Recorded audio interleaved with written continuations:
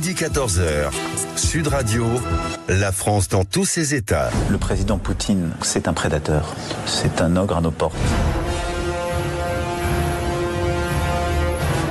Françaises, Français, mes chers compatriotes. Je suis William Wallace. La Russie est devenue une menace pour la France et pour l'Europe. À l'aube, regardez à l'Est. La menace revient à l'Est. Réunis en défiance de la tyrannie. Alors face à ce monde de danger, rester spectateur serait une folie. C'est un homme libre que vous êtes venu vous battre. Ah, moi, je veux bien vous aider, mais si vous voulez pas, tant pis, je vais pas me battre. Il faut se battre. Arrêtez de crier, monsieur, je vous assure, c'est pénible. Alors nous ferons face, ensemble. Oui, il me semble, monsieur, que vous tremblez. Oui, c'est l'humidité. Vive la République, vive la France.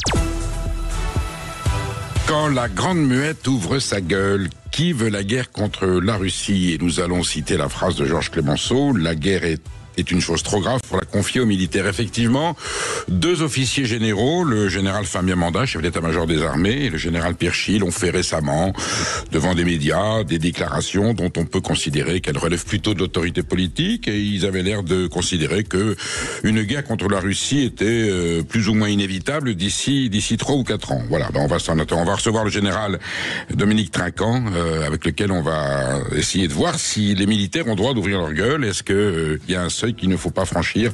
Est-ce que le pouvoir politique reste bien celui qui doit décider ou pas de l'entrée en guerre de la France?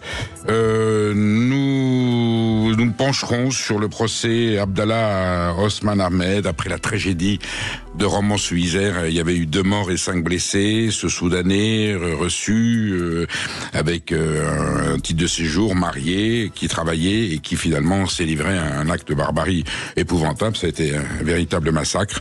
Son procès est là. Est-ce que la notion de discernement altéré doit intervenir ou pas au moment de juger cet homme? Voilà, c'est une affaire extrêmement douloureuse. On verra un nain qui n'est pas content parce qu'il vivait du lancer de nain. Et puis bon, aujourd'hui, vous savez, il y a des choses qu'on ne peut plus faire. Donc on ne peut plus lancer de nain. C'est, alors, je comprends très bien. Je vous sens ému, Perico. Oui, non, mais en plus j'ai des copains nains, voilà, et qui étaient eux-mêmes d'ailleurs copains nains, petites personnes. Je ne sais pas s'il y a un terme officiel. Oui, voilà. Oui. Voilà. Alors, je crois qu'on a le droit d'assumer son état physique, voilà, sa morphologie naturelle, et puis on l'assume. Et puis ensuite, pas de discrimination, bien entendu. Mais enfin, c'est un sujet à débattre puisque nous avons quelqu'un qui est pas content de ne plus pouvoir être lancé. On se penchera sur le vol des citrouilles. On reste sur Halloween. Donc, vous savez qu'aujourd'hui, quand vous rentrez dans les grandes surfaces, vous avez le rayon Halloween. Alors, moi, j'ai connu avec un rayon, maintenant c'est 2 rayons, que quelque part, c'est le quart du magasin consacré à ces aberrations. Évidemment, pour ne pas payer, on va se servir puisqu'on fait de la citrouille en France. Le potiron et la citrouille. Donc, au début, on en prélevait un comme ça en fin de récolte. Maintenant, on va carrément dans les champs pour chercher la citrouille. Avec un sac en plastique, on en prend 3, on en prend 4. Ils sont même rentrés dans un verger pédagogique pour se servir au nom du droit de glanage. Alors, le droit de glanage, c'était au Moyen-Âge, en période de famine, une fois que les moissons étaient terminées, les pauvres femmes, c'était souvent les femmes et les enfants, ils allaient glaner. Il y a un fameux tableau qui raconte la scène. Et maintenant, on considère, il y a des associations qui disent, mais non, le potiron, il est dans le champ, droit de glanage pour aller décorer son salon avec une citrouille au milieu. On recevra Lily, sur lequel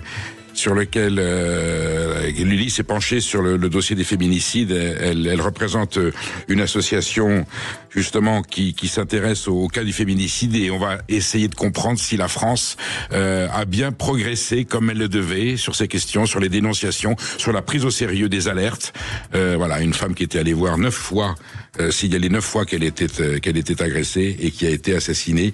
Voilà, peut-être que la République a un petit peu de retard par rapport à l'Espagne. Et puis, petite fenêtre de lumière et d'aération, un peu de bonheur. La France est un paradis, nous dit Claire Koch dans un ouvrage merveilleux, et elle proclame sa passion pour la France, son amour de la France, la joie d'être française. Voilà, cette beauté de paysage et de patrimoine et de tradition qui fait que elle, qui n'est pas d'origine française, s'est sentie profondément française. Voilà le menu d'aujourd'hui pour la France dans tous ses états. Sud Radio, la France dans tous ses états, l'humeur de Perico. deux députés de la France Insoumise.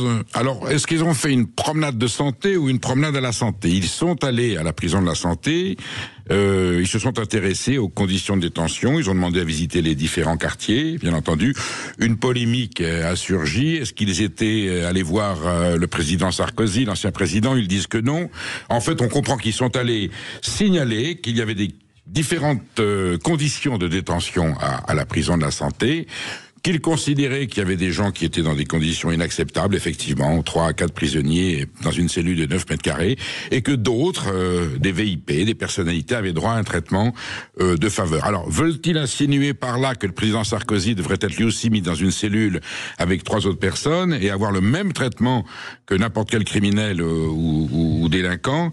Rappelons seulement, si c'est le cas de leur démarche, parce qu'eux s'en sont défendus, rappelons seulement que Nicolas Sarkozy, pour l'instant, malgré qu'il soit en exécution immédiate, il est présumé innocent puisqu'il a fait appel et que l'appel n'est pas encore passé, qu'à ce titre qu'il soit en prison à la Santé, voilà, valide les lois de la République, confirme que nous sommes dans un état de droit et qu'il n'y a pas de privilège, il n'y a pas de prébande pour les anciens élus, même aux plus hautes responsabilités. Donc il est aujourd'hui incarcéré, il attend certainement une décision du juge d'application des peines.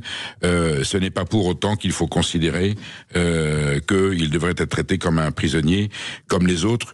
Je suppose, parce que ce sont de grands humanistes, que Hugo Bernalicis et Daniel Obono sont allés en sortant s'assurer que les familles des victimes, des gens qui sont dans la souffrance, qui ont peut-être perdu quelqu'un, eux aussi sont dans des conditions de vie décentes et que la justice a été rendue après la tragédie qu'ils ont vécue. Je pense que je ne serait que justice républicaine et de la part de la France Insoumise, on comprendrait très bien qu'ils aient eu ce geste d'humanisme. Doit-on se préparer à la guerre? Êtes-vous inquiet? C'est le thème de ce début d'émission. Nous recevons dans un instant le général Dominique Trinquant. Donnez-nous votre avis, partagez votre inquiétude, votre sentiment, peut-être 0826 300 300. À tout de suite. Sud Radio, midi 14h, Sud Radio, la France dans tous ses états, le fait du jour. Doit-on se préparer à la guerre? C'est en tout cas ce qu'affirme le chef d'état-major des armées. Mercredi dernier, le général Fabien Mandon a appelé les forces armées à se préparer à un choc potentiel d'ici 3 à 4 ans face à une Russie jugée menaçante. Même crainte du côté des services secrets allemands. Pour eux, la Russie pourrait entrer en conflit militaire direct avec l'OTAN avant 2029. En juillet dernier, rappelez-vous, l'ancien chef d'état-major des armées, Thierry Burkhardt, évoquait déjà la menace russe. La Russie a désigné la France comme son premier adversaire en Europe, prévenait-il explicitement. Pendant ce temps, ça tombe bien, le budget de la défense devrait atteindre les 57,1 milliards d'euros pour 2026, soit une hausse de 13%. La guerre est-elle à nos portes? On en parle avec le général Dominique Trinquant. Bonjour général. Bonjour. Bonjour mon général, je rappelle que vous êtes l'ancien chef de la mission française auprès de l'ONU. Je vous propose d'écouter une déclaration du président de la République cet été, avant de discuter. Je pense que la Russie est devenue durablement une puissance de déstabilisation et une menace potentielle pour beaucoup d'entre nous. Et donc, y compris pour sa propre survie, il a besoin de continuer de manger. Voilà. Et donc c'est un prédateur, c'est un ogre à nos portes. Et je ne dis pas que dès demain c'est la France qui sera attaquée, mais enfin, c'est une menace pour les Européens. Il ne faut pas être naïf. Alors ça, c'est la déclaration du président de la République qui, dans notre Constitution, est le chef des armées, on le sait. Mais depuis, des officiers généraux ont pris la parole. Donc je m'interrogeais en ouverture de l'émission quand la grande muette ouvre sa gueule. On est habitué sur les plateaux de télévision depuis l'invasion de l'Ukraine à ce que des généraux en active ou à la retraite donnent leur avis, viennent faire des suggestions.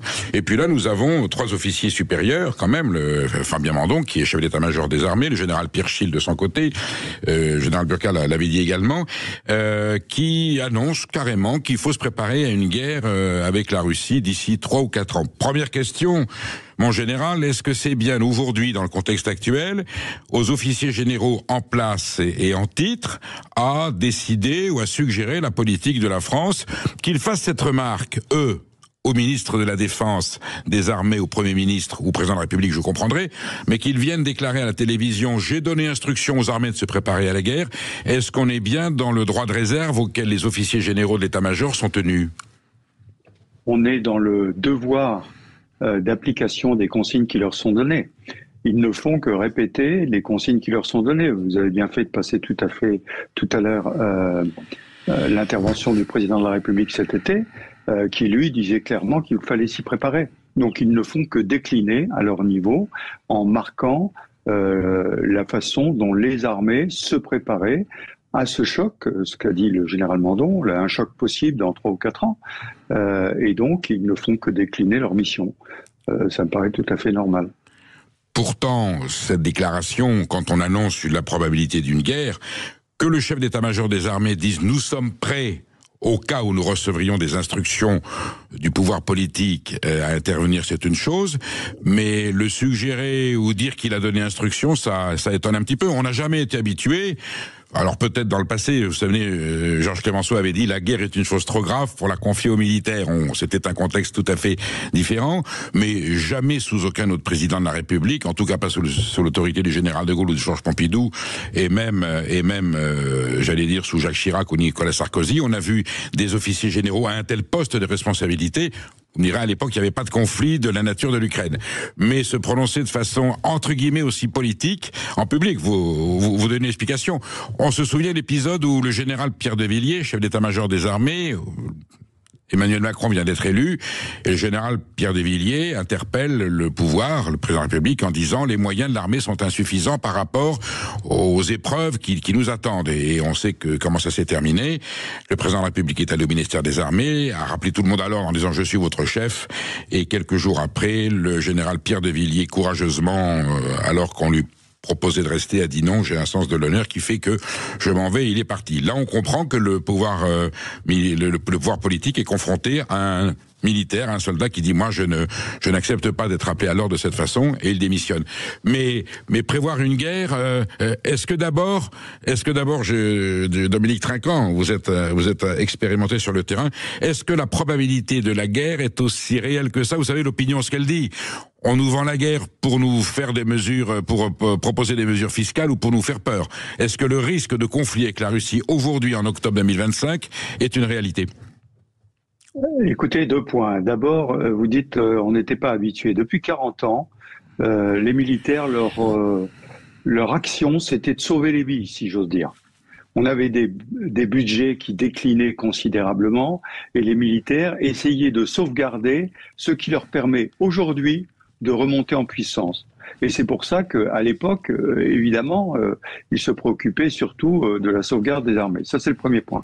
Le deuxième point sur la menace, le président de la République disait que la Russie était pour longtemps un facteur de déstabilisation. Je crois qu'on n'a pas assez écouté M. Poutine, qui depuis 2007 l'a annoncé clairement. À Munich d'abord, et ensuite dans les faits, avec ce qu'il a fait en Géorgie, ce qu'il a fait en Syrie, ce qu'il a fait en Ukraine, en commençant par la Crimée, c'est une puissance de déstabilisation. Et quand aujourd'hui les chefs des armées se disent aux ordres du président de la République, nous prenons les moyens pour résister à ce qui risque de se passer, je dis bien ce qui risque de se passer, eh bien ils ne font que remplir leur devoir. Toutes les agences de renseignement aujourd'hui, qu'elles soient allemandes, britanniques, françaises, polonaises évidemment, qui sont sur la ligne de front presque, toutes disent attention, la montée en puissance de l'appareil russe ne s'arrêtera pas là. Il y a une machine de guerre qui s'est mise en route. Croyez-vous qu'elle aille s'arrêter? Aujourd'hui, après 3 ans et demi de guerre, M. Poutine ne démord pas de ses objectifs, ne change pas, malgré la pression qui maintenant est mise par les États-Unis. Donc il faut s'y préparer. Si tu veux la paix, prépare la guerre. Il faut être fort pour être respecté. Et ben, c'est exactement ce que font les armées françaises en ce moment. C'est ce que déclarait le général Pierre Schill. Pour qu'une armée soit crainte, elle doit être respectée. Ou pour être respectée, il faut qu'elle soit crainte. Et pour qu'elle soit crainte, il faut qu'elle soit forte. Aujourd'hui, nous sommes confrontés à une réalité géostratégique qui est la dépendance de l'Union européenne, de l'Europe et de la France par rapport aux États-Unis. On sait que le général de Gaulle était très soucieux de l'indépendance militaire de la France, c'est pour ça qu'il avait d'ailleurs voulu la force de dissuasion nucléaire. On essaie aujourd'hui de reconstruire une souveraineté européenne en termes de défense. On a du mal parce qu'on voit que les États européens sont pas toujours solidaires. Est-ce que la première priorité, mon général, c'est pas de faire en sorte qu'il y ait un jour une véritable armée européenne souveraine et indépendante, qui ne soit pas tributaire des aléas, de Washington et des humeurs du président de la République des États-Unis, du président des États-Unis en fonction. Le président de la République avait envisagé une intervention au sol à un moment donné en Ukraine. Quels sont aujourd'hui réellement les moyens dont la France et l'Union européenne disposent pour contrer s'il y avait une agression de la part des Russes? Alors, premier point, ne parlons pas d'armée européenne, parlons de défense européenne. Défense Il n'y aura européenne. pas d'armée européenne. C'est le premier point. Le deuxième Pardon, point, est-ce que ça sera envisageable, une armée européenne? Est-ce que ça sera envisageable, une armée européenne? Non, une armée européenne, non. Une défense européenne, oui. C'est pas la même chose. Et si vous voulez, les règles dans les armées sont extrêmement différentes. Je vous donne un exemple. La brigade franco-allemande, après 15 ans d'expérimentation, on n'est toujours pas en mesure de fixer les modalités de la garde devant le quartier entre les Allemands et les Français. Vous voyez, donc en effet. On en est loin. Je rappelle qu'en Allemagne, il y a des syndicats dans les armées. En France, Dieu soit loué, il n'y en a pas. En revanche, sur l'autonomie vis-à-vis des États-Unis, vous avez parfaitement raison. Sauf que depuis longtemps, depuis 1945 quasiment, les Européens se sont reposés sur les États-Unis. Et donc, malgré le fiasco de l'Afghanistan, les Européens ont du mal à se détacher des États-Unis. Alors nous, Français, on a l'habitude, vous citiez le général de Gaulle, depuis le général de Gaulle, on a l'habitude de pouvoir raisonner et se préparer de façon autonome. Mais les autres Européens, ils tiennent beaucoup. Maintenant, il y a des changements actuellement. Je vais vous donner un exemple simple. L'Allemagne. L'Allemagne a décidé, le chancelier Merkel a décidé de mettre 350 milliards pour rééquiper l'armée allemande, qui a vraiment besoin de remonter en puissance. Eh bien, sur ces 350 milliards, il y a 5% consacrés aux armements américains. C'est-à-dire, pour les Allemands, un virage radical. Le général Burkhardt, avant de quitter son commandement, est allé à Washington. Et il a dit à son homologue américain, écoutez, on a bien compris que l'Europe était plus au centre de votre intérêt et que vous alliez vous dégager progressivement, mais laissez-nous le temps de monter en puissance. On ne va pas changer 80 ans en 4 ans. Donc, il faut monter en puissance. La France est en position, favorable pour ça, parce que intellectuellement, moralement, elle l'a toujours fait. Les autres Européens, c'est une autre chose. Il faut les amener progressivement, mais aujourd'hui, l'Europe progresse. Malheureusement, à 27, ça prend toujours beaucoup plus de temps que quand on décide tout seul. Vous êtes ancien chef de la mission française auprès de l'OTAN. Vous vous souvenez qu'en 2008, Angela Merkel et Nicolas Sarkozy avaient suggéré de préparer l'entrée de l'Ukraine et de la Géorgie dans l'OTAN. Les Américains avaient torpillé cette idée. C'est surréaliste. Alors qu'aujourd'hui, on se demande si justement il n'aurait pas été temps que l'Ukraine et la Géorgie soient dans l'OTAN. Comment vous expliquez ce cafouillage? Alors, juste une rectification, j'ai été chef de la mission auprès de l'ONU, pas de l'OTAN. De l'ONU, excusez-moi, de l'ONU, absolument. Mais j'ai travaillé dans l'OTAN également. Oui, ce qui est très différent. Écoutez, ce changement, c'est une appréciation de situation. Aujourd'hui, globalement, les Européens disent pas d'Ukraine dans l'OTAN. Si ça avait pu la protéger avant, peut-être, à étudier, aujourd'hui, ça serait une provocation. En revanche, l'Ukraine dans l'Union européenne. Et je rappelle que dans l'Union européenne, il y a l'article 47.2 qui équivaut à l'article 5 de l'OTAN. Simplement, les Américains n'y sont pas mêlés, c'est uniquement les Européens. Donc l'important, c'est que l'Ukraine rejoigne l'Europe et que les Européens, je le répète encore une fois, arrivent à monter en puissance au sein de l'OTAN, le pilier européen de l'OTAN qui prend toute son ampleur, à ce moment-là, permettra aux Européens de pouvoir réagir de façon autonome par rapport aux Américains. Que pensez-vous, mon général, de ces pays européens qui, justement, dans ce souci de créer une défense européenne, renouvellent leur armement en achetant des avions, non pas des avions européens, mais du matériel qui vient des États-Unis? Est-ce que là, il n'y a pas un manque de solidarité, de cohérence et de logique? Si on fait une défense européenne et s'il y a une industrie d'armement européen, on se fournit chez nous. Comment peut-on aller chercher aux États-Unis l'armement dont on pourrait avoir besoin pour défendre l'Europe? Non, vous avez raison. Il s'agit du F-35 qui est une entourloupe, en fait, pardonnez-moi le terme. Les Américains disent il faut des F-35 parce que vous allez pouvoir porter l'arme nucléaire qui est américaine, avec décision américaine. Donc ça veut dire que ça les raccroche, ces Européens, aux États-Unis. Mais c'est ce que beaucoup de pays européens veulent. Ils tiennent absolument à avoir les Américains avec eux dès le départ. Il faudrait rappeler que pour la Première Guerre mondiale, les Américains sont intervenus en 1917 et la deuxième en 1942. Tout à fait. Et bien là, les autres pays européens voudraient qu'ils démarrent à J0, vous voyez, dès le départ. Bon, je pense que ils sont en train de réaliser qu'ils ne peuvent pas dépendre tous les 4 ans du vote des citoyens du Dakota du Sud ou du Texas, oui. Et que donc, il faut qu'ils prennent cette autonomie. Maintenant, sur les avions, vous savez que les avions, il y a 3 types d'avions en Europe, à part les F-35 bien sûr. Il y a le Rafale, il y a les Gripen et il y a le Tornado essentiellement britannique. Eh bien, c'est sur l'avion futur qu'il faut se placer maintenant, qui normalement, à la fin de l'année, on espère que l'embroglier entre Dassault et Airbus va trouver son dénouement et va nous permettre de viser vers le prochain avion qui sera plus européen, avec les Allemands, les Espagnols et les Français pour l'instant. Merci mon général d'avoir accepté cette invitation. Certainement à bientôt. Sud Radio, la France dans tous ses états, les perles du jour. Le 4 avril 2020, 2 personnes sont tuées et 5 autres blessées lors d'un attentat au couteau à Romans-sur-Isère. Hier, s'est ouvert le procès de l'assaillant Abdallah Ousmane Ahmed devant la cour d'assises à Paris.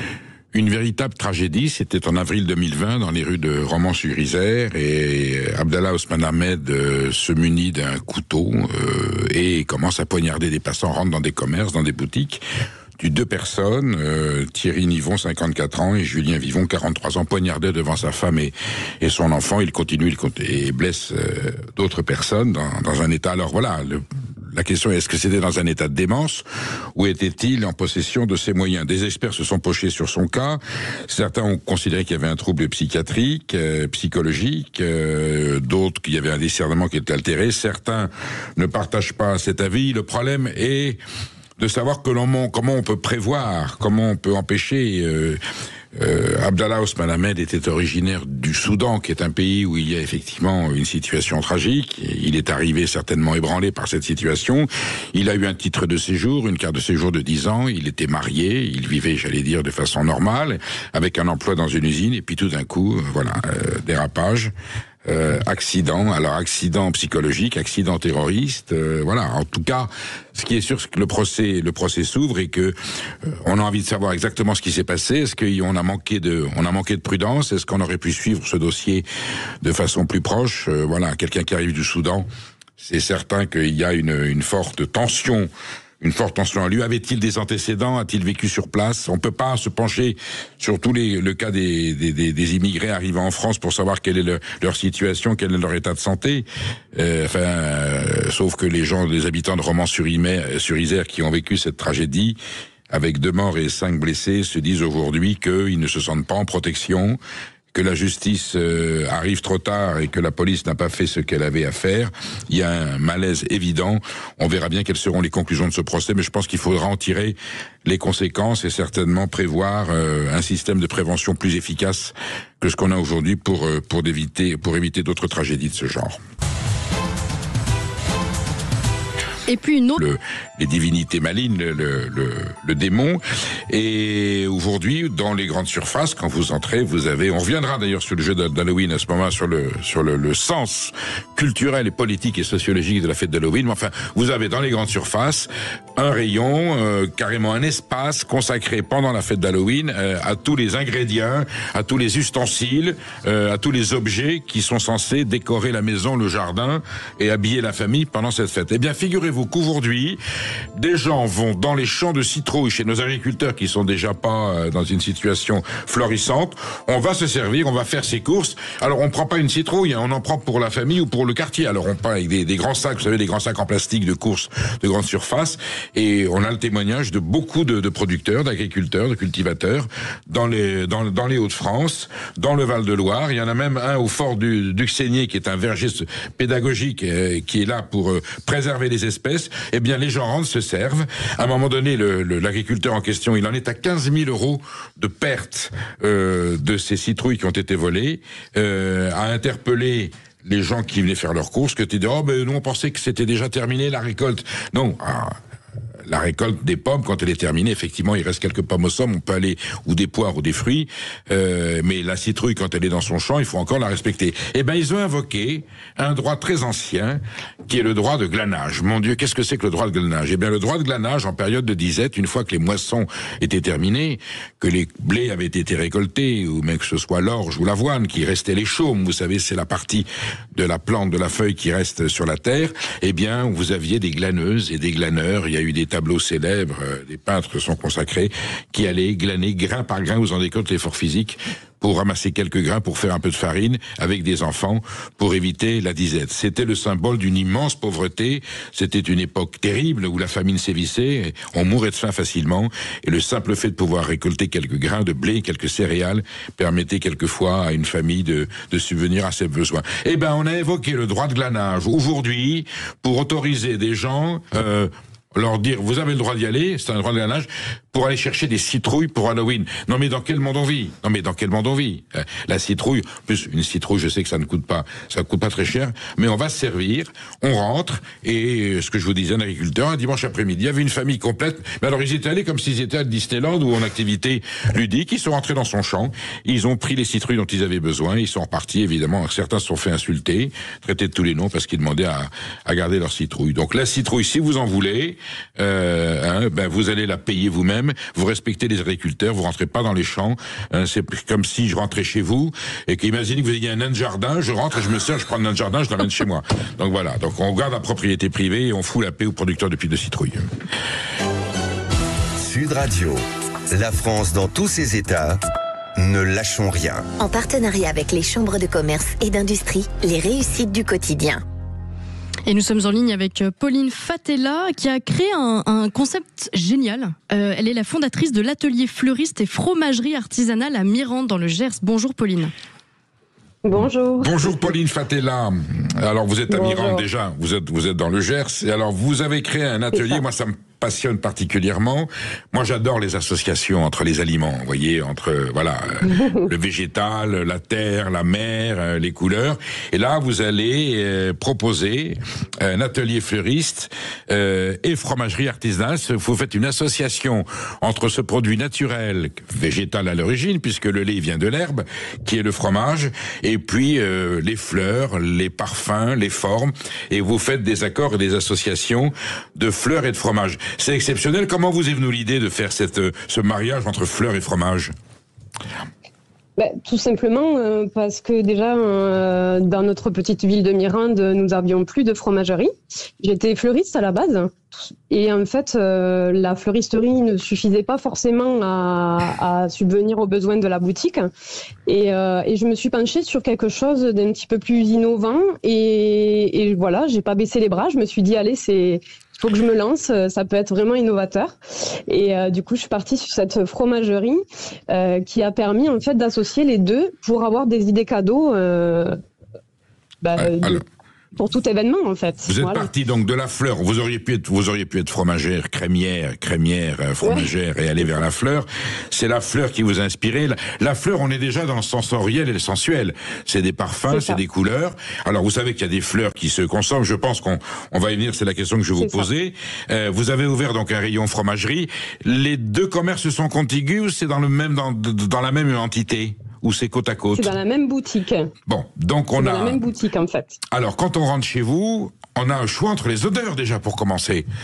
Ça peut sentir la rose, ça peut sentir vos fleurs, et puis on a les parfums sublimes. Quoi de plus sublime qu'un fromage odorant? Alors il y a différents types d'odeurs. On peut aller du maroilles et du puant du Nord au Munster, et puis à les poisses qui sont très forts, à des senteurs, voilà, caprines sur les fromages de chèvre. À Mirande, vous avez quelques fromages de chèvre dans la région, même s'il n'y a pas d'appellation protégée très proche. Et donc vous faites quoi? Vous faites des accords, vous suggérez à vos clients d'acheter des fleurs et de partir avec un fromage, ou vous leur suggérez, vous allez un petit peu plus loin, vous leur dire voilà, tel fromage peut se marier avec telle fleur que j'ai dans ma boutique? En fait, tout simplement, je fais des plateaux de fromage, donc de tailles différentes, et j'y mets des fleurs comestibles, soit du moment, donc de saison, soit séchées, et ce qui amène une petite aromatique en plus dans mes plateaux. Au lieu que ce soit une fine herbe, c'est une fine fleur finalement. Et vous aromatisez. Alors ça peut être quoi? Ça peut être des pétales, ça peut être le pistil, ça peut être le pétale, ça peut être la tige. Voilà, ça peut être des pétales, ça peut frais ou sec. Voilà, tout simplement. C'est extraordinaire. Vous êtes sur combien de compositions aujourd'hui? De variétés de compositions? Vous proposez quoi? 5-6 accords? Alors, fleurs fromage? Je propose 3 plateaux différents, de tailles différentes en fait. Et après, je propose aussi le fromage à la coupe, donc comme une fromagerie lambda. Voilà. Et les gens peuvent faire eux-mêmes, s'ils ont envie, ils prennent un fromage et qu'ils voient une fleur, ils peuvent la prendre et vous suggérez éventuellement s'il peut y avoir un accord. Ah oui, bien sûr. Après, ce sont pas forcément les fleurs coupées que j'ai à la vente pour faire mes bouquets. Ce sont d'autres fleurs. Hein. Ça s'appelle faites pour ça. Hein. Ça s'appelle un exercice plurisensoriel. Alors, ma chère Pauline Fatella, je vais vous suggérer de me créer un petit rayon boulangerie, parce qu'après la fleur et le fromage, il me faudrait un petit bout de pain. Et puis éventuellement, s'il vous reste un peu de place, un petit rayon cave, parce qu'avec la fleur, le fromage et un bon pain croustillant, si on a, qu'est-ce que je peux vous, un côte de Buzet, je vais citer des vins de chez vous, un côte de Marmande ou un côte de Buzet, un Bergerac ou un Madiran, et je pense que vous aurez la complémentarité totale dans les accords sensoriels que vous proposez chez vous. En tout cas, vous ne lâchez rien, mais vous ne lâchez rien avec beaucoup de goût. Merci et bravo, Pauline Fatella. C'est gentil, merci beaucoup. Au revoir. Restez bien avec nous sur Sud Radio. Dans un instant, nous évoquerons le sort de cette mère de famille tuée par son conjoint malgré d'innombrables appels à l'aide. Comment est-ce possible en 2025 en France? On en parle dans un tout petit instant. Et si vous souhaitez témoigner, 0826 300 300. À tout de suite. Sud Radio, la France dans tous ses états. Perico Légas, Maud Koffler. Oui, Maud, vous nous faites le récit tragique de cette femme assassinée après avoir alerté 9 fois les secours en signalant les agressions qu'elle subissait. Oui, dans la nuit du 2 août dernier, dans les Bouches-du-Rhône, en pleine nuit, Sylvia, une mère de famille de 43 ans, appelle les secours une première fois. Son compagnon alcoolisé vient de la frapper à coups de pied dans le ventre. Les pompiers interviennent, lui proposent de l'emmener, mais Sylvia refuse de les suivre sans savoir qu'elle a la rate éclatée. Pourtant, en cas de violence conjugale, un avis médical approfondi est nécessaire, voire obligatoire, mais les pompiers repartent sans le réaliser. L'état de santé de Sylvia se dégrade. Elle appelle de nouveau les secours, 1 fois, 2 fois, 3 fois, jusqu'à 9 fois, selon son père. Mais les secours ne la prennent pas au sérieux. Ils lui demandent d'arrêter d'appeler. Je cite, « On est venu 1 fois, vous croyez qu'on est des taxis? Je pense que vous avez un vrai problème, madame. Il va falloir voir un psychiatre. » Sylvia meurt d'une hémorragie interne. Le parquet d'Aix-en-Provence a bien sûr ouvert une information judiciaire pour non-assistance à personne en danger. La famille de Sylvia s'est constituée partie civile. Comment expliquer ce dysfonctionnement? On en parle aujourd'hui avec Lily, bénévole à l'Union nationale des familles de féminicides. Bonjour Lily. Bonjour, merci beaucoup. Vous êtes vous-même une ancienne victime. Oui, tout à fait. C'est ce qui vous a décidé à vous impliquer dans ce combat contre le féminicide? Oui, parce que mes parents auraient pu être à la place des familles, effectivement, qui sont confrontées à un désert institutionnel aujourd'hui, qui a conduit plusieurs personnes à fonder cette association, que j'ai décidé de rejoindre il y a quelques mois maintenant. Union nationale des familles de féminicides. Il a fallu créer cette association pour alerter non seulement l'opinion, mais les autorités sur les situations tragiques que vivent certaines femmes encore en 2025. Oui, tout à fait. Hein. Là, on voit, par rapport à Sylvia, j'ai les éléments qui sont dans les médias. J'en ai pas plus. Une enquête est en cours. J'espère que la justice établira les responsabilités de chacun. Mais ce qu'on peut dire, en tout cas, c'est que c'est pas du tout un fait divers. Hein. C'est quelque chose de systémique. C'est un échec collectif. On le sait maintenant, 1 femme sur 4, voire sur 3, avait dénoncé les violences qu'elle subissait avant de mourir.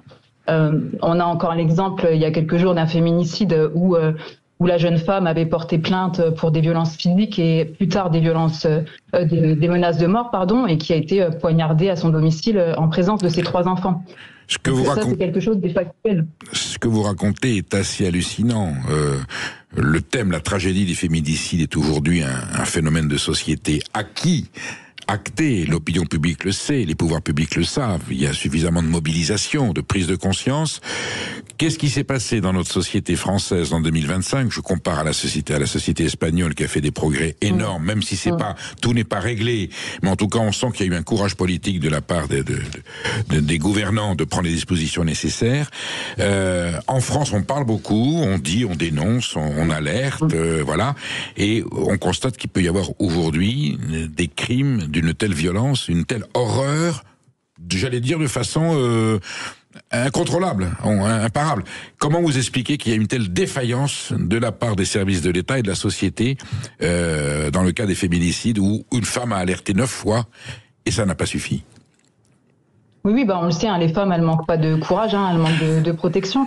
Aujourd'hui, c'est vrai qu'il y a eu des efforts de fait, par exemple sur l'ordonnance de protection, qui est maintenant normalement qui intervient dans un délai plus raisonnable. Mais sur le terrain, ce qu'on constate, c'est qu'il y a des femmes qui continuent de porter plainte avec un nombre de jours d'ITT conséquent et qui ne bénéficient toujours pas de cette ordonnance. On sait que contrairement à l'Espagne, quand une femme va déposer plainte ou bien est hospitalisée, elle ne ressort pas immédiatement avec une protection.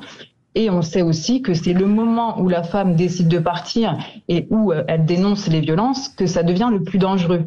Donc là, concrètement, dans le cas de Sylvia, il y a un manque de moyens humains et financiers de nos institutions, police, justice, premiers secours.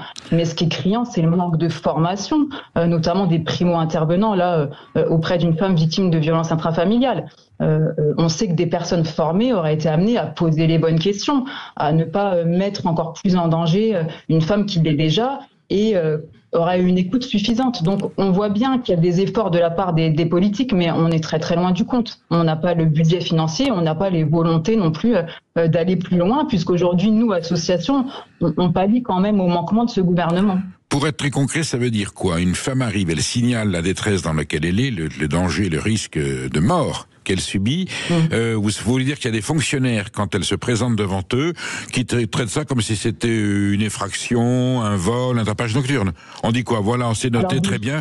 Voilà, on viendra vous voir, on vous rappelle, revenez nous voir si ça s'aggrave. Qu'est-ce qu'on répond à des femmes qui sont dans cette situation?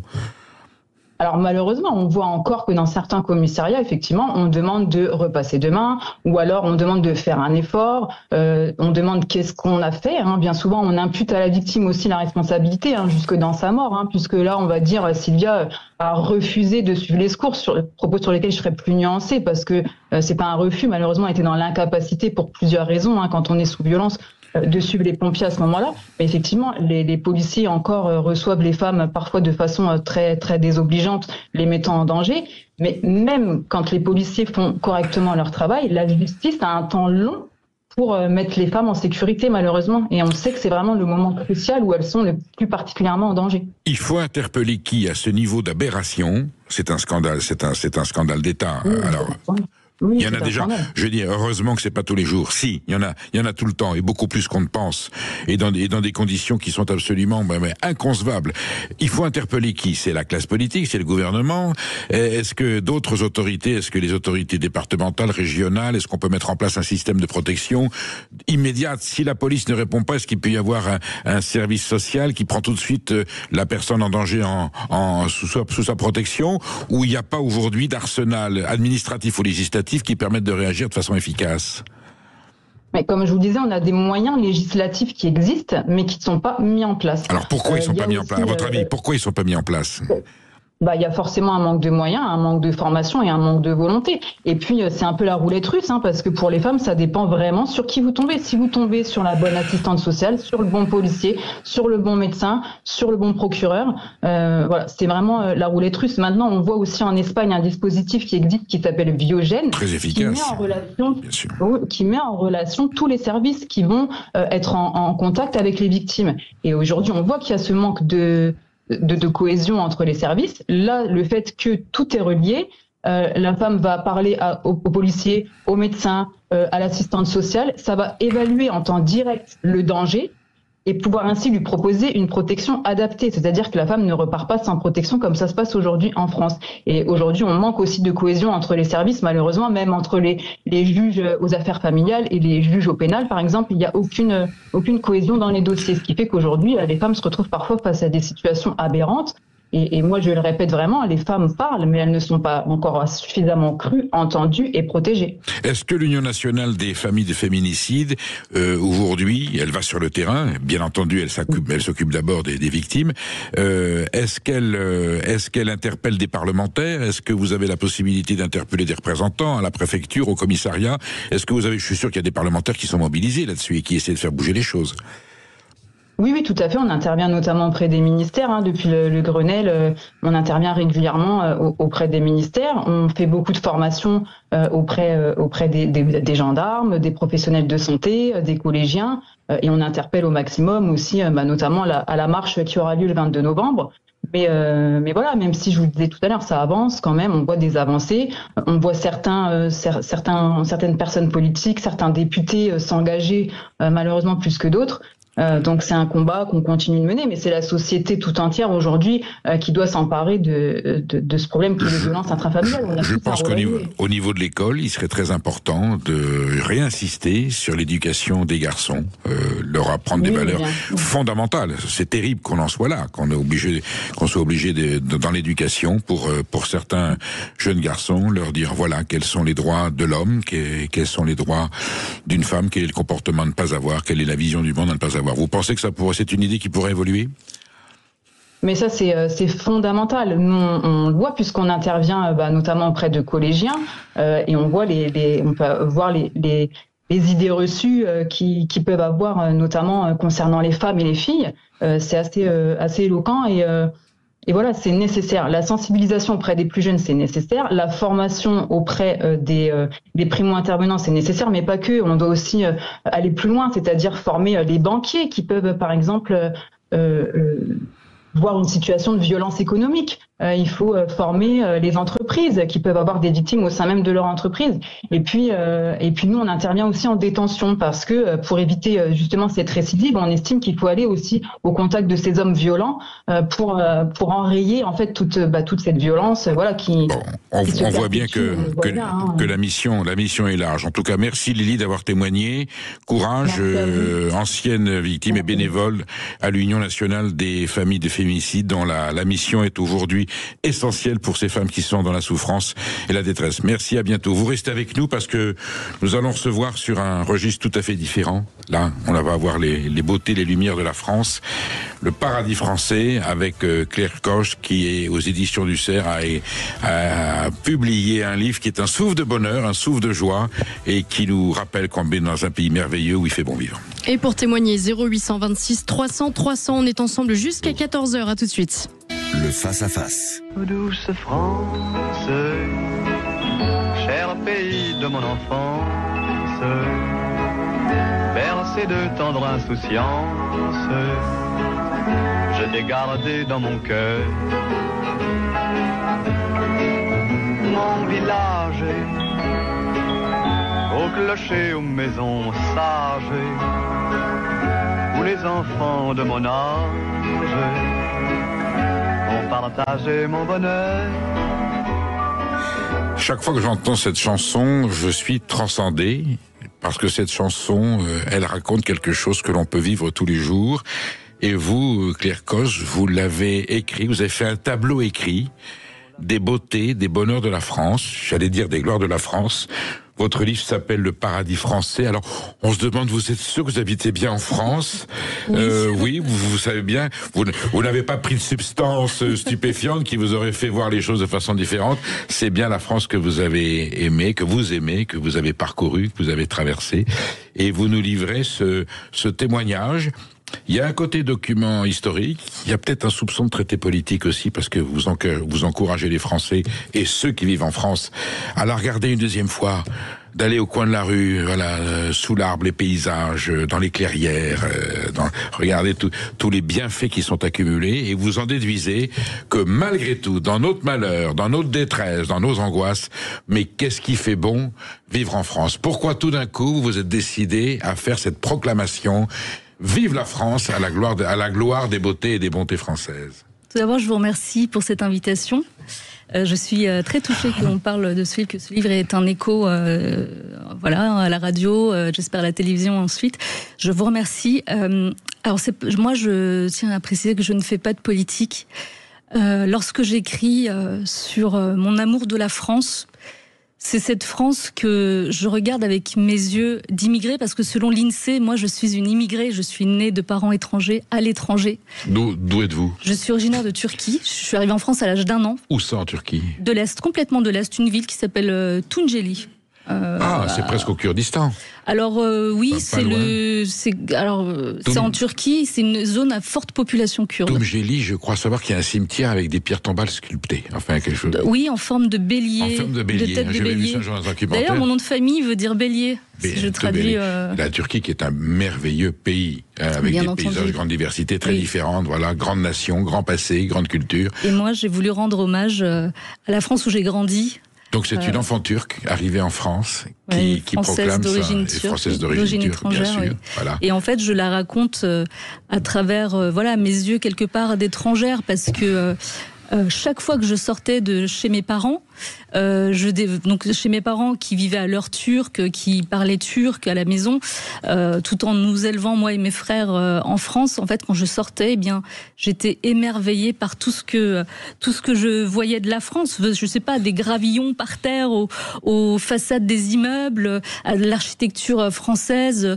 Enfin, tout raconte quelque chose. Moi, j'étais émerveillée par tout ça, et j'ai voulu raconter une espèce de voyage initiatique à travers la France telle que je l'ai découverte, et j'avais envie de la partager, parce que j'ai envie, effectivement, on est à une période où je dis pas que tout est beau et tout est rose, mais j'ai envie de rappeler les belles choses de la France. Moi, ce qui m'intéresse, ce sont les belles choses de la France, et comment on fait pour aller de l'avant. Et je pense aussi, c'est une manière de voir la vie, c'est un peu, sans faire de philosophie de comptoir, mais c'est un petit peu, est-ce qu'on voit le verre à moitié vide ou à moitié plein?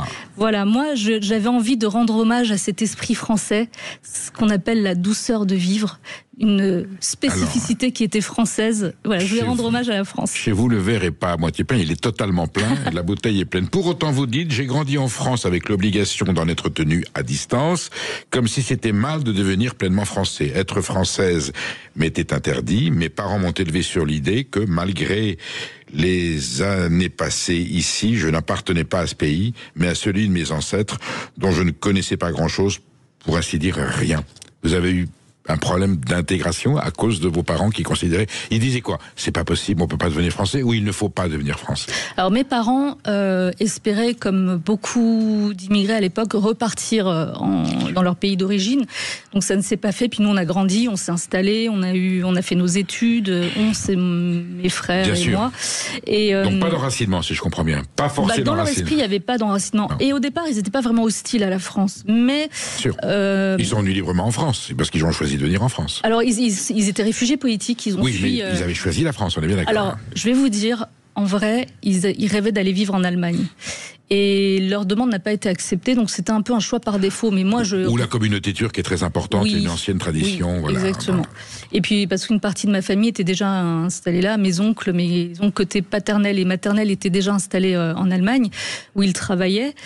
Et puis, j'ai envie de dire quel heureux hasard, parce que... Mais quel bonheur, surtout, qu'ils aient choisi de venir en France, parce que grâce à cela, vous avez pu, d'abord, pour vous, aimer la France et la comprendre. Hein, c'est vraiment le fil conducteur de votre livre, c'est aimer la France et la comprendre. Et comprendre la France, c'est aussi savoir l'aimer. Et puis, vous avez fait, vous avez pu produire ce recueil formidable, Le Paradis français, aux éditions du Cerf.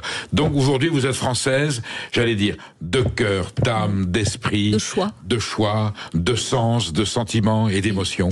Oui, parce que pour revenir sur votre question précédente, j'ai été très souvent renvoyée à mes origines, à la fois par une partie de ma famille, par certains membres de ma famille, mais plus étonnant, par mon entourage amical et au début de ma carrière de journaliste. Sans parler de racisme, il y a quand même eu un petit rejet ou une distance. Bien, c'est-à-dire que vous utilisez le mot. Allez, est-ce que la notion de race d'étranger a compté dans vos amitiés en France? Alors moi, c'est-à-dire que je m'étais jamais posé de la question de savoir si j'étais française ou pas. Je l'étais, et en fait, ça allait de soi. La question ne se posait même pas. Sauf que je me suis rendu compte que, en fait, j'avais pas la nationalité française. Donc j'avais fait la démarche dans ce sens-là pour que ce soit écrit dans le marbre, si je puis dire, en quelque sorte. Mais alors pour mes parents, pour ma famille, certains membres de ma famille, j'étais trop française. Et pour mes amis, qui étaient mes amis à cette époque-là, j'étais pas assez turque. Vous n'étiez pas complètement, voilà. J'étais pas assez turque. Ça, c'était assez hallucinant. Comment on appelle ça, ce renvoi aux origines, une assignation à résidence identitaire perpétuelle. Et en fait, je ne comprenais pas ces personnes à qui j'avais envie de ressembler, c'est-à-dire me fondre en fait dans une espèce de socle commun de culture, de références culturelles. En fait, je me rendais compte que non, pour eux, ce qui était important. En fait, j'ai compris par la suite que pour eux, être français, c'était pas très très bien, c'était pas bien vu parce que ils me voyaient, moi, l'étrangère merveilleuse, mes cheveux merveilleux, mon visage merveilleux. Oui, d'accord, mais enfin, moi, j'aime la France aussi. Est-ce que c'était mal? Est-ce que vous faites allusion à ces immigrés ou à ces Français qui sont pas intégrés ou pas assimilés, qui disent à d'autres, arrête de faire ton français? Ah ben ça, je l'ai entendu. Hein. Moi, parce que justement, on est intégré, on se fait reprocher d'être parfaitement intégré ou assimilé. Ou d'être une traîtresse, bien sûr. Ah oui, carrément. Ah oui, ça, bien sûr.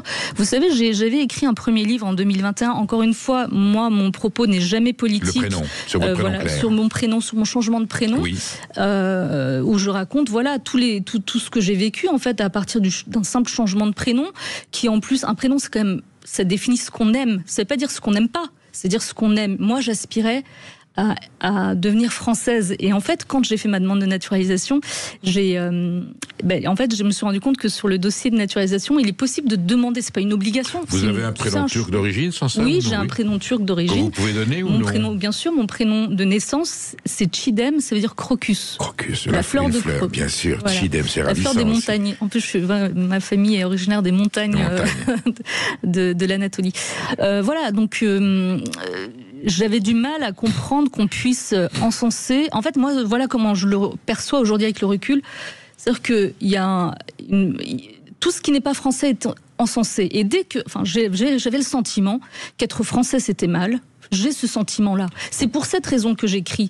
J'ai envie de donner à aimer la France. Et il n'y a pas de passé colonial entre la France et la Turquie. Non. Hein, je vous signale que Soliman le Magnifique, qui était le sultan de l'Empire ottoman, a eu des accords amicaux et politiques avec François Ier au XVIe siècle. Oui. Donc c'est une amitié ancienne. Oui, voilà. Et puis vous savez, quand vous retournez, quand vous partez, quand vous allez à Istanbul notamment, il y a encore quelques commerçants avec cet accent oriental quand ils parlent français, en roulant les R. Ils sont très francophiles, ils adorent la France. Moi, quand je suis allée en Turquie, la dernière fois que je suis allée, c'était en 2018, 2016, puis 2018.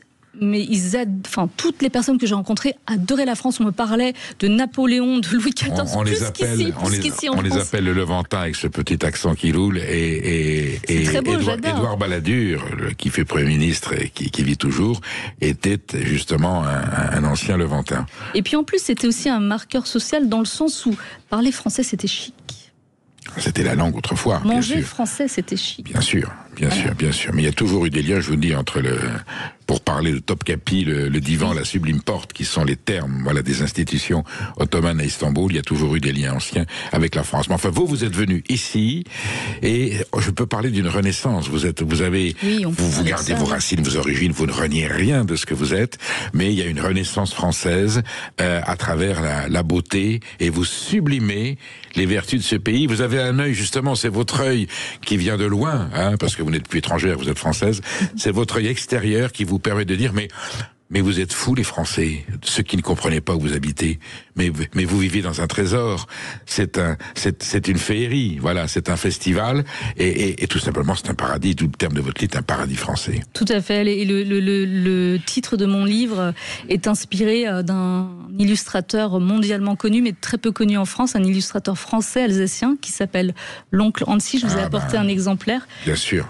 C'était en référence à cet album qui s'appelle Le paradis tricolore. Il n'y a a pas une page où il n'y a pas le drapeau français. L'ancienne brasserie chez Génie à Paris, place de la République, toutes les marqueteries sont de Annecy. Voilà, c'est merveilleux. Moi, j'ai grandi. Qui racontait l'invasion, l'annexion de l'Alsace-Lorraine par les Allemands, et à travers ses dessins, il faisait des actes de résistance à travers le... On va y revenir, hein, parce que c'est un très bel exemple de s'assimiler à Annecy. Donc moi, j'espère, à travers ce livre, à travers mon témoignage personnel, réenchanter le mot patrie, en rappelant la douceur des villages, des clochers, de la chaleur humaine et aussi des bistrots, enfin de toutes ces choses du quotidien qui nous entourent. Comment la patrie et la nation, un terme très important, hein, ne confondons pas nation et puis nationalisme. Alors j'allais vous dire, votre livre, c'est un nationalisme à visage humain, c'est un patriotisme sympathique qui ouvre les portes.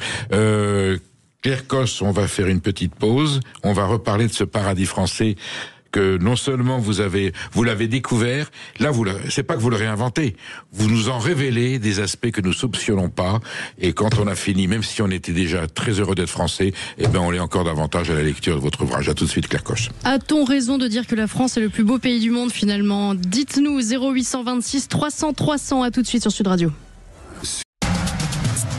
Midi 14h, Sud Radio, la France dans tous ses états. Nous sommes avec Claire Coche qui nous raconte son paradis français à travers un ouvrage merveilleux édité aux éditions du CERF, et Maude Koffler a une question à vous poser, Claire Coche. D'abord Claire, merci pour ce livre, merci parce que vous parlez de la France au présent et pas comme d'une vieille carte postale en noir et blanc. Vous parlez de ses couleurs, de ses formes, de ses vallons, de tout, et ça fait vraiment plaisir, et c'est comme un hymne à la France, donc merci pour ça. Dans cette déclaration d'amour, en fait, vous écrivez aussi une véritable ode au musée, aux expositions, au château, au fondement de l'histoire de France, de sa culture, de ses sciences. C'est un très bel hommage aux bâtisseurs, notamment. Vous avez sans doute été ému d'apprendre l'histoire de ce charpentier à Notre-Dame qui s'est marié à la cathédrale Notre-Dame de Paris. Qu'est-ce que vous dites aux jeunes et aux adultes qui traînent des pieds pour aller visiter une exposition, Claire Coche? Moi, je dis, vous avez tort.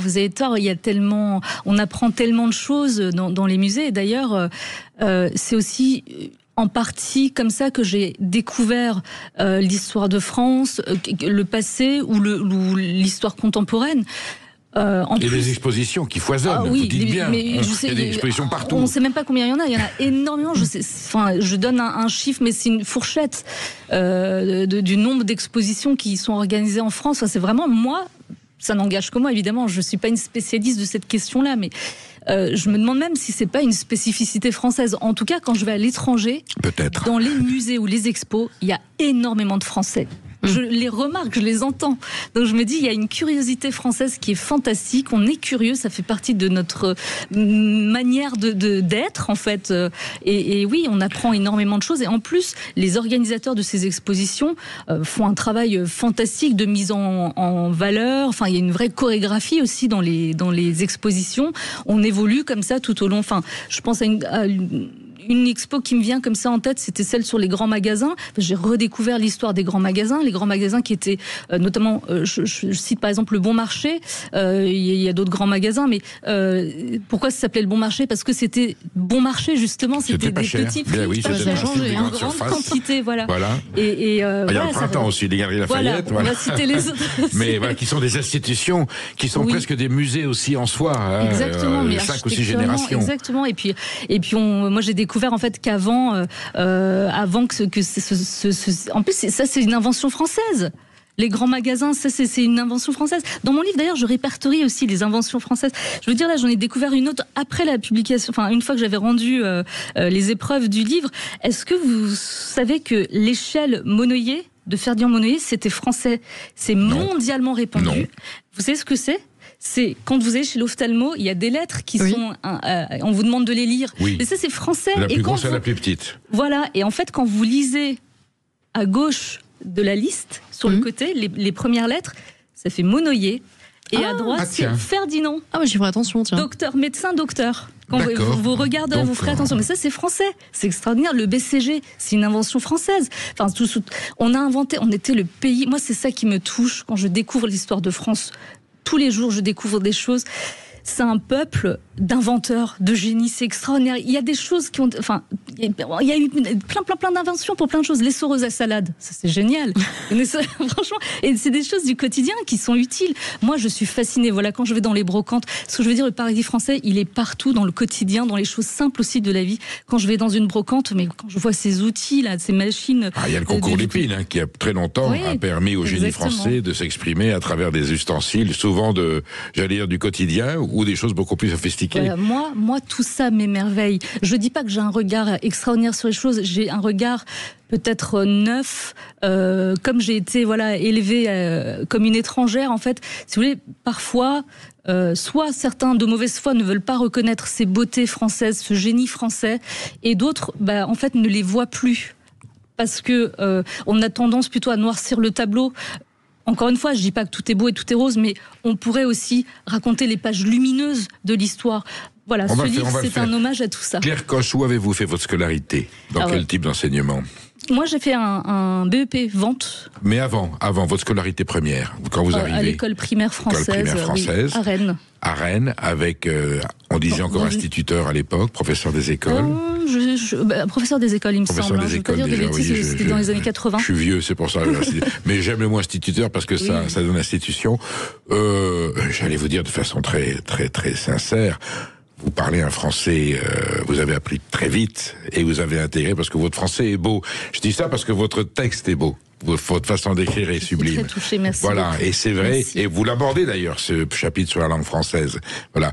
Vous, on sent bien que quand vous parlez le français, on l'entend, vous aimez la France à travers la façon dont vous en parlez, dont vous exprimez les mots, vous choisissez, la formulation de vos phrases, la construction de votre sémantique et celle de quelqu'un qui aime la France. Je vois tout de suite, moi, quand les gens aiment pas la France, la façon dont ils en parlent ou de la façon dont ils parlent dénote quelquefois il y a une distance. Vous, on sent qu'il y a un amour de la France à travers vos façons que vous exprimez. Je suis très touchée par ce que vous dites. Vraiment, ça me touche tout particulièrement. Pour plusieurs raisons. En plus, d'abord la langue, c'est un marqueur social. Moi, j'ai toujours en tout cas essayé de transmettre à mon petit frère. Sans la langue française, il n'y a pas de nation française. Écrivez-vous dans ce bouquin. Ça, c'est une déclaration politique. Elle est vraie, elle est forte. Non, mais elle n'est pas politicienne. Mais c'est un message politique formidable qu'on a besoin d'entendre, surtout dans votre bouche. C'est-à-dire que parce qu'il y a des associations, des élus qui disent que on n'est pas obligé par exemple, on n'est pas obligé de parler français quand on passe les tests pour avoir la nationalité française. Oui, bien sûr. Moi, j'avais suivi ça. C'est un débat, justement. Quel est le niveau de connaissance de la langue quand on arrive en France? Mais en fait, on vous demande pas d'avoir 20 sur 20. Ce sont des motivations, vous exprimer, qu'on vous comprenne. Et puis c'est un marqueur, mais c'est vrai, c'est un marqueur social. Vous citez Jules Michelet, le grand historien du 19e siècle. La langue est la représentation fidèle du génie des peuples, l'expression de leur caractère, la révélation de leur existence intime, leur verbe, pour ainsi dire. Jules Michelet, qui est un des plus grands historiens français. On sent que vous êtes habité par cette phrase. Écoutez, elle me parle parce qu'effectivement, la langue française, elle dit quelque chose de l'histoire de France. Cette langue française, elle n'est pas née hier ou quand en fait, c'est en réaction aussi. Encore une fois, je fais pas de politique, mais je suis une citoyenne et moi, je sais ce que ça veut dire mériter tous les efforts que j'ai faits pour apprendre cette langue française. Je veux témoigner de tout ça et la langue française, voilà, quand je vois des personnes qui veulent qui parlent d'écriture inclusive, par exemple, pour moi, c'est donner un coup de canif au visage de cette langue française. Qui est malmenée. Qui est malmenée. Moi, y compris par les journalistes, je vous rassure. Ah ouais. Et vous savez, moi qui suis donc d'origine étrangère, je me dis... Alors, on va dire à l'étranger qui va apprendre la langue française, non, mais nous, on est passé à autre chose, au point, là, point E, point S, machin. Donc, lui, déjà que c'est difficile de comprendre cette langue, de l'apprendre. Elle n'est pas évidente, la langue française, mais elle s'apprend, elle est complexe. C'est ça qui fait sa beauté et sa richesse. Elle raconte plein de choses. Donc, quand vous avez ces militants qui disent que c'est pour inclure, mais en fait, normalement, l'évolution des choses, c'est censé améliorer la compréhension, la vie, enfin le quotidien. Là, ça complexifie. Donc voilà, c'est en réaction à ça. Et puis effectivement, pour moi, la langue française, c'est la langue qui tutoie les anges. Je pense à Paul Claudel quand il dit cette phrase magnifique: pour le simple envol d'un papillon, le ciel tout entier est nécessaire. Qu'est-ce que c'est beau. Enfin, moi, j'aime cette langue. Je n'ai pas de mots assez forts et je suis pas une spécialiste de la langue française. Mais effectivement, on me fait souvent la remarque du fait que je n'ai pas d'accent quand je parle. C'est une chance. Vous avez grandi où? En région parisienne? Vous avez dit à Rennes? À Rennes d'abord, et puis à Strasbourg. Non, j'ai grandi dans les cités HLM. Ah, bien sûr. J'ai fait un BEP vente, j'ai fait un bac pro. Et pourtant, l'Alsace, il y a une identité régionale assez forte. Voilà. Bien sûr, mais un patriotisme très fort également. Oui, bien sûr. Et vous avez voyagé, je suppose, pour pouvoir écrire ça. On voit bien que vous avez voyagé. Mais vous n'avez pas fait que voyager. Vous avez compris les endroits où vous étiez passé. Vous avez entendu ce qu'on vous avait dit. Et vous avez vu des merveilles que peut-être tout le monde ne voit pas au premier abord. Merci. Oui, j'ai une phrase pour vraiment... Pour expliquer cela, je dis, pour aimer la France, il faut la comprendre, et pour la comprendre, il faut la regarder. Oui. J'ai cette chance d'être journaliste, et effectivement, j'ai sillonné la France en long, en large et en travers. Je suis pas allée partout, mais à chaque fois, j'ai été émerveillée par, je sais pas, un calvaire, un village, les paysages qu'on voit quand on traverse en voiture ou en train la France. Et d'ailleurs, moi, je pensais comme Haussmann, l'architecte, grand architecte qui a transformé Paris. Il n'a pas fait que des jolies choses, parce qu'il a détruit aussi des quartiers très anciens qui étaient monumentaux, historiques. Et moi, je pensais qu'il y avait un... D'abord, je vais raconter une anecdote autour d'Haussmann. La première fois que j'ai entendu son nom, et j'en parle dans le livre, alors que j'ai grandi en Alsace, j'aurais dû me dire Haussmann comme alsacien, parce que c'est un nom de famille. Il est alsacien d'origine. En plus. Mais moi, j'ai pensé Haussmann, le Turc. Ah mais Haussmann, bien sûr. Donc, en fait, j'avais un peu honte parce que je savais même pas ça.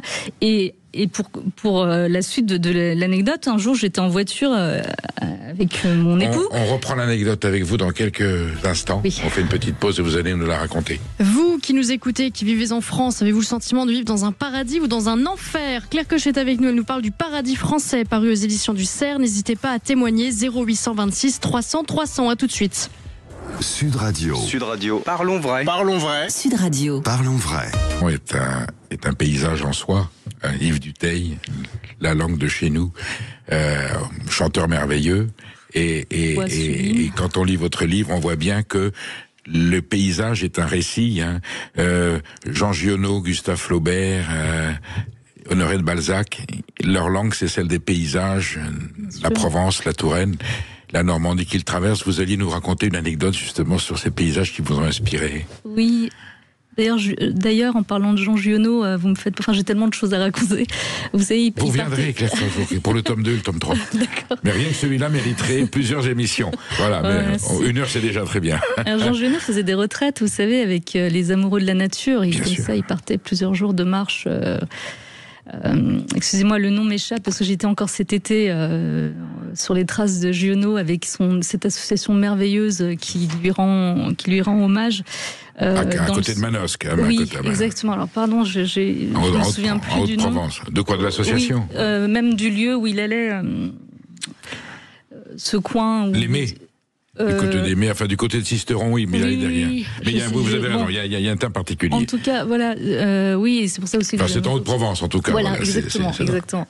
Et effectivement, en parlant des paysages, un jour, on était en voiture, et puis je demande à mon époux, qui est un grand amoureux de la France, et moi j'ai l'impression d'avoir touché le gros lot. Vous nous raconterez comment vous l'avez rencontré, parce que vous avez fait une prière qui a été exaucée, mais on revient juste après, allez-y. Oui.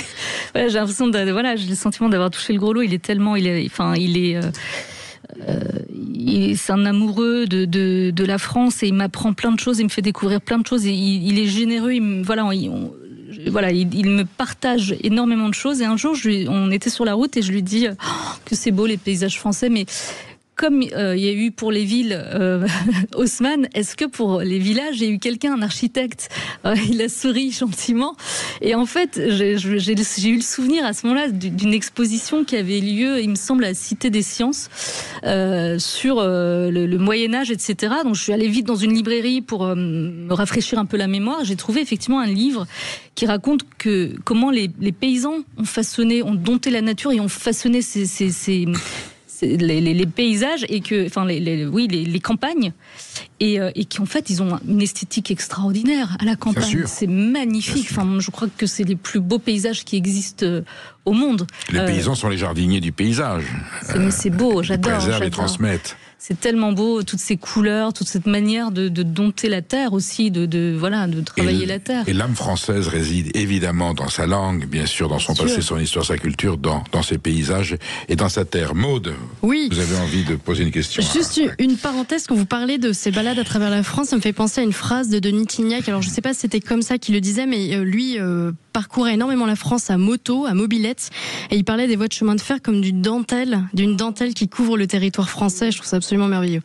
Vous faites aussi l'éloge, Claire, de la courtoisie dans votre livre. Vous énumérez des échanges et des rencontres qui vous ont touché, et ça me fait penser à un échange que j'avais eu avec Pierre Cornette de Saint-Cyr, éminent commissaire-priseur que tout le monde ici connaît naturellement, qui avait l'habitude de s'installer à l'angle des Deux Magots à Paris, au cœur de Saint-Germain-des-Prés.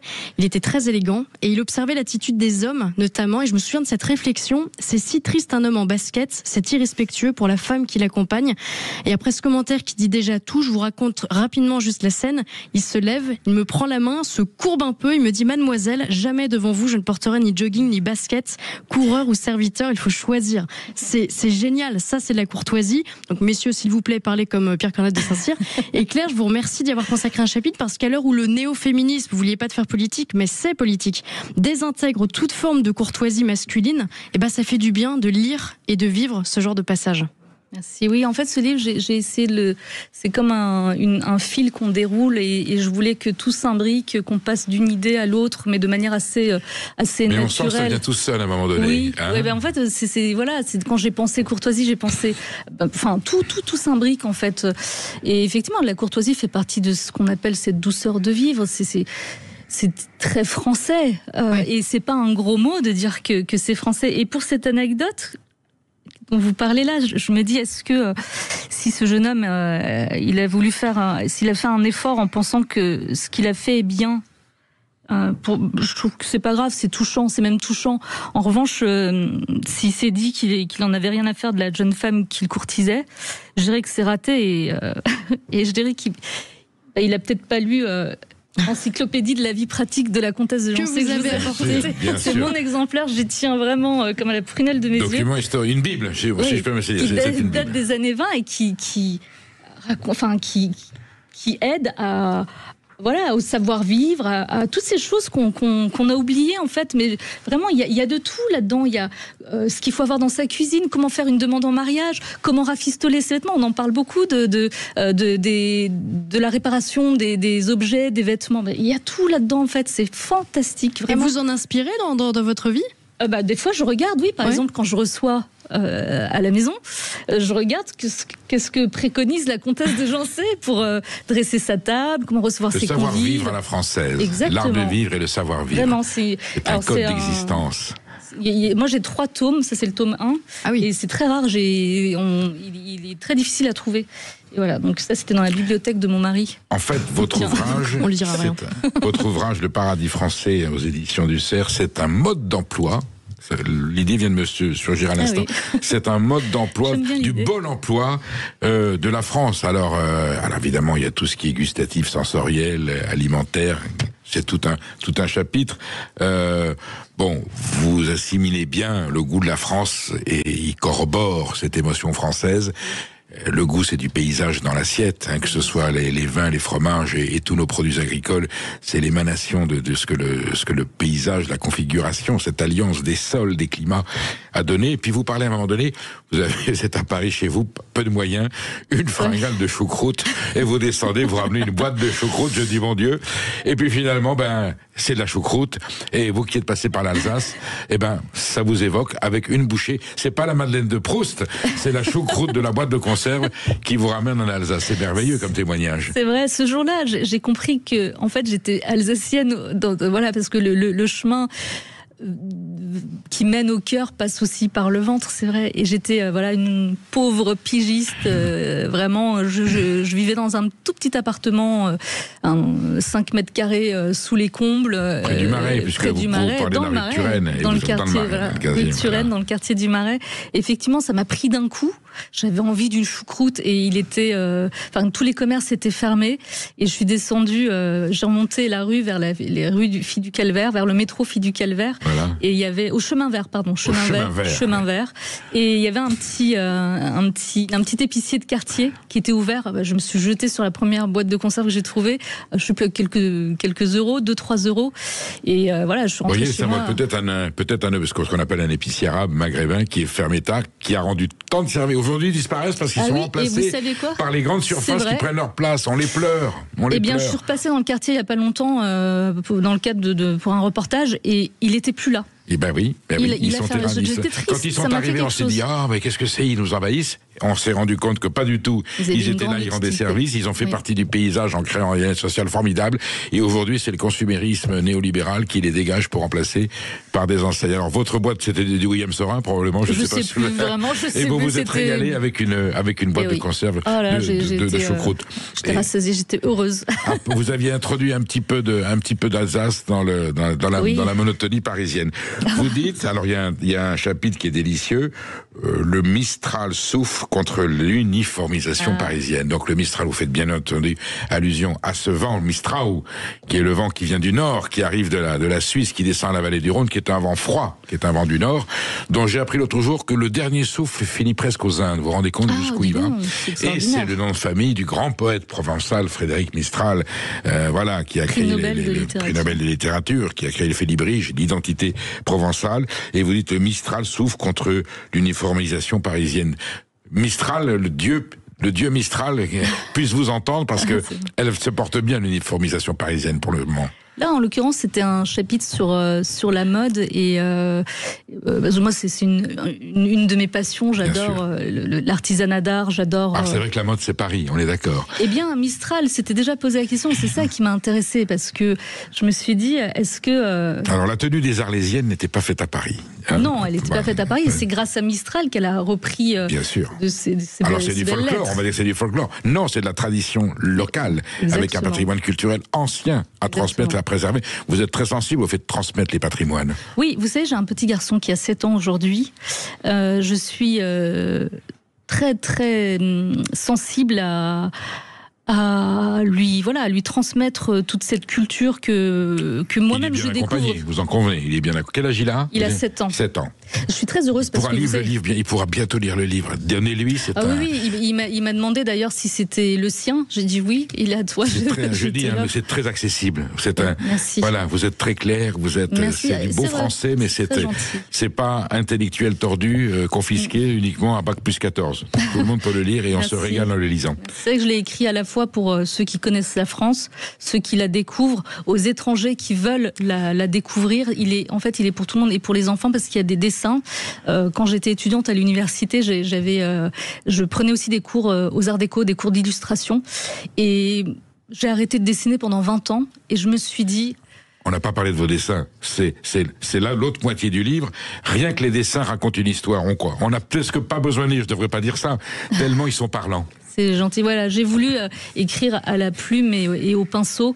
Et effectivement, mon fils a participé dans le sens où il m'a fait des propositions. Donc c'est vraiment un livre... Comment il s'appelle votre fils? Raphaël. Raphaël, voilà. Et alors, donc, ces paysages que vous dépeignez, je voudrais que vous parliez de votre talent de dessinatrice. C'est de la gouache, c'est de l'aquarelle. Oui. C'est très simple comme dessin, ils sont très parlants. Ce sont des coups de cœur à chaque fois ou non? Ce sont des coups de cœur, soit... alors, on a fait un tri, bien sûr, avec l'éditrice, parce que j'avais énormément de dessins, donc on n'a pas pu tout mettre. Vous ferez une expo un jour avec vos dessins. Peut-être, oui. Par exemple, regardez, j'en ai apporté une, mais voilà, il faut faire des choix à un moment. Alors on est à la radio, tout le monde ne la verra pas. Voilà. Oui, c'est pas filmé effectivement, mais voilà, ce que j'aimais, c'était la poésie aussi dans les menus des restaurants, notamment ce restaurant où j'avais été dans le Périgord, entrée, plat, dessert, velouté d'épinards, œufs mollets et asperges, médaillon de volaille, tomé à la noix. La poésie, saumon mariné au citron. La poésie de certains menus. Alors attention, faut pas tomber non plus dans la sophistication artificielle, mais des plats de terroir ont une poésie très forte. Claire Koch, on se retrouve dans quelques instants pour continuer cet échange passionnant. Et vous aussi, parlez-nous de votre coin de paradis, où que vous viviez en France. Parlez-nous de ce que vous avez en face de vous. Tiens, 0826 300 300. À tout de suite. Sud Radio, la France dans tous ses états. Je préfère 1000 fois être moqué pour mon amour de la France que de ressembler à ceux qui passent leur temps à cracher dans la soupe tricolore. Je choisis le roman national au cauchemar national, celui que certains s'acharnent à écrire en noir, comme si rien ne valait la peine d'être célébré. Claire Koch, c'est une déclaration politique. Tout à l'heure, vous me disiez, je fais pas de politique. Oui. C'est une très très forte phrase. Qu'est-ce qui vous a poussé à l'écrire? Et connaissez-vous des Français qui n'aiment pas la France? Oui. Alors vraiment, je tiens vraiment à préciser que c'est pas une déclaration politique parce que moi, si aimer la France, c'est une position politique, c'est terrible. Et ça doit être le seul pays au monde où on est dans... C'est devenu une réalité. Dire qu'on aime la France aujourd'hui, c'est jugé par certains comme réactionnaire, voire xénophobe, voire fasciste. Donc, vous voyez. Voilà, c'est complètement stupide. Moi, je dirais que c'est même, c'est plus que ça. C'est moi, la fille d'origine étrangère, qui le dit. C'est anti-français au possible. Comment on peut condamner quelqu'un qui aime son pays? C'est de l'ordre, excusez-moi, c'est de l'ordre de la psychiatrie, j'ai envie de dire. Et effectivement, psychanalyse. Ou la psychanalyse, Au choix. Oui, j'avais envie d'apporter un souffle de légèreté et de bonheur, sans prétention évidemment, mais c'était aussi ça la raison pour laquelle j'ai tenté de rassembler toutes ces merveilles pour dire que le paradis il n'est pas perdu, il est sous nos yeux. Malheureusement aujourd'hui il y a des personnes qui regardent mal la France ou qui la dévalorisent. Comment vous l'expliquez? Alors, de la part d'étrangers qui n'ont pas voulu s'intégrer parce qu'ils ont un ressentiment politique ex-colonial contre la France, admettons, ça fait partie d'un débat. Mais des Français, comme on dit très vulgairement, de souche, dont la famille est française depuis toujours, qui sont là, qui ont, vous voyez, des gens qui disent je n'utilise pas le mot France, ou le drapeau français, c'est tout de suite un signe dont il faut se méfier. Vraiment, j'ai du mal à comprendre. Ça vous interpelle, pour ne pas dire ça vous choque ou ça vous heurte? Je suis face à une incompréhension en fait, et pour le coup ça m'est arrivé. Je vous le dis, dès que je parle de mon amour de la France, on me dit tu idéalises la France. Ça, c'est pas une idée. Ça n'exemple pas l'histoire de France des erreurs qu'elle a pu commettre et quelquefois même de crimes que l'histoire de France a commis, comme toutes les grandes nations en ont commis. Je suis d'origine turque. La Turquie aussi a été un grand empire colonial. Bien sûr. Les Turcs ne sont pas dans cette démarche d'autoflagellation. On reste fier d'être turc. Même dans un pays qui est divisé. C'est pas la question. Et en fait, je sais pas ce qui se passe en France. Moi, j'ai envie à cette période vraiment difficile où on tape sur la France. Encore une fois, je dis pas que tout est beau et tout est rose. Non, mais on est bien d'accord. Mais il y a un moment aussi, moi, j'ai pas envie de sombrer, quoi. J'ai envie de montrer des belles choses pour un peu sortir la tête de l'eau et dire. Il y a des belles choses en France. Je l'ai écrit dans cet esprit-là, en fait, ce livre. Et j'aimerais que ces personnes qui ont une mauvaise image d'eux-mêmes, j'aimerais qu'ils lisent pour se dire mais c'est vrai qu'il y a ça de fantastique, il y a ça, il y a ces auteurs, la France, elle a rayonné dans le monde entier. C'était un phare. Ce livre vous prend par la main. Que vous soyez étranger, que vous arriviez, ou que vous soyez français, peut-être blasé, ou inconscient, ou insouciant de ce qui se passe, ce livre, quand on l'utilise, il faudrait l'avoir tout le temps sur soi. Tous les soirs, une petite page. Il vous prend par la main, il vous raconte ce pays, et surtout, comme on dit, c'est pas tout de donner un poisson à quelqu'un qui a faim, c'est de lui apprendre à pêcher. Ce livre vous apprend à pêcher les bonheurs de la France, à les détecter, à les débusquer, à les comprendre, parce qu'il y a du décryptage, bien sûr, et ça vient de votre part. C'est tellement évident ce que vous racontez. Il y a tellement de gens qui passent à côté. Je fais allusion, l'autre jour, j'étais dans le Périgord avec Pierre Bonte, le journaliste le journaliste, vous le citez, c'est un pasteur de terroir, Pierre Bond, 91 ans. Il animait une émission qui s'appelait Bonjour Monsieur le maire. Il allait voir la France dans ses territoires, dans les endroits les plus reculés, et c'est devenu de ce côté-là quelqu'un qui a une réputation auprès de tous les petits maires. Et la France de Pierre Bond, c'est celle que vous racontez aujourd'hui. Il en reste beaucoup. Oui, il en reste beaucoup. Effectivement, moi, quand je vais dans les villages, et oui, je vois la joie des personnes. Il y a un patriotisme très fort dans les villages. La notion de village, déjà. Déjà, la notion de village, et puis de la notion de la France, et puis quand vous avez les mâts de mai, moi j'ai découvert ça dans le Périgord, l'honneur du patron avec le drapeau français, c'est fantastique. Je raconte comment j'ai vu ça et comment j'ai fait pour me renseigner. Je suis allée dans le bureau de poste du coin et j'ai demandé ce que c'était. Et en fait, je me rends compte que il y a plein de choses qu'on ne connaît pas, qu'on ne comprend pas, on ne prend pas la peine de se renseigner, d'essayer de comprendre. C'est pour ça que je dis, quand on aime la France, eh bien, on essaie de la comprendre, et pour la comprendre, il faut la regarder, il faut interroger, il faut s'intéresser à elle. Et la France, elle a énormément à nous apporter. Enfin, tout est simple quand on veut se renseigner sur la France, même les noms des rues, par exemple. Je donne la rue de la Truanderie. Pourquoi elle s'appelle comme ça? Parce qu'il y avait des trucs. Enfin, il valait pas mieux mettre les pieds. La rue du chat qui pêche, mais même dans les villes de province et de région, vous avez des noms de rues qui sont merveilleux. Il y a une logique aussi quelque part. C'est ça, je veux dire, quand vous allez place d'Italie, c'est parce que c'est la rue qui menait vers l'Italie. Enfin. Vous faites un éloge de Paris où personne ne dit plus de bien de Paris, et vous rappelez que cette ville est la ville lumière, est une ville merveilleuse avec des paysages internes formidables. Je vais vous poser une question extrêmement douloureuse, extrêmement conflictuelle, à laquelle vous allez avoir horriblement de mal à répondre. Est-ce que malgré tout, vous avez un petit coup de cœur pour une ou autre territoire français? Je ne sais pas si je dois vous dire département, région, province. Est-ce qu'il y a un paysage de France parmi les millions qui sont sublimes, qui vous interpellent un peu plus? Vous le mettez pas en supérieur parce qu'il y a peut-être un sentiment. Est-ce que Arles, par exemple, ça vous parle? Bah évidemment, Arles. Alors dites-nous tout. Vous êtes à Arles, vous découvrez la Provence, le midi de la France, et vous demandez à Dieu de vous trouver un mari qui soit conforme à ce paysage.